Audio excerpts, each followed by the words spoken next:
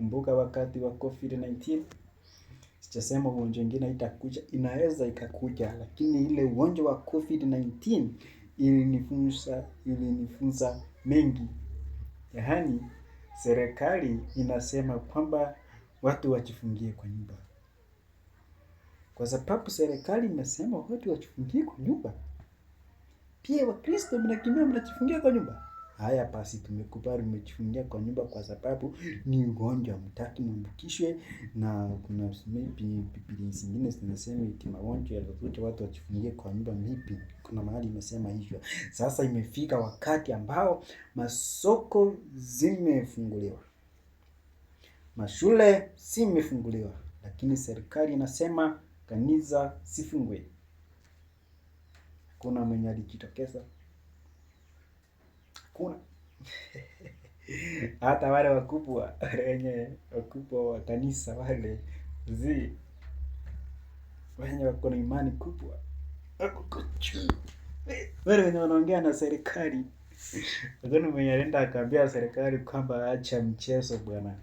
Yaani shule zimefunguliwa, masoko zimefunguliwa, lakini kanisa zilibaki zikiwa zimefungwa. Hii inaonyesha nini? Shetani kawashinda nyinyi. Shetani kawashinda nyinyi. Shetani kawashinda nyinyi. So kwa hivyo, ndio maana nakwambia hii safari si rahisi. Ile ilishatuonyesha kwamba sisi Wakristo imani yetu iko chini, tunafaa tuiongeze. So hatujamalizia hapo, bado dunia haijaisha, mengi inakuja hapa mbeleni, mengi inakuja. Usifikirie kwamba wale wahubiri wakubwa na kuna roho watawasaidia. Wale wenye wako ndani ya serikali wale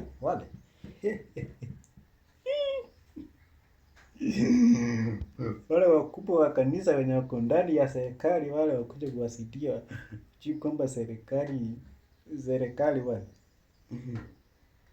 Shetani akikuja akiingilia serikali ikisema kwamba makanisa zote zifungwe, na wale wako ndani ya serikali wawatetee. Vijana mnafaa kuamka bwana. Amka, tafuta Roho Mtakatifu. Hiyo ndiyo atakaye kutetea. Sijasema atakaye watetea. Sijasema atakaye tetea kanisa. Atakaye kutetea wewe mwenye naongelesha. Kisha chukua hiyo Roho Mtakatifu, hiyo wakati wakisema makanisa zifungwe, wewe utakuwa unaendelea kufanya kazi ya Mungu, na ile siku watakuwa wanajaribu kukuua, hawatafaulu kamwe, kwa sababu kuna Roho Mtakatifu ambaye hatakuwa anakutetea. Jua Biblia inasema kwamba don't fear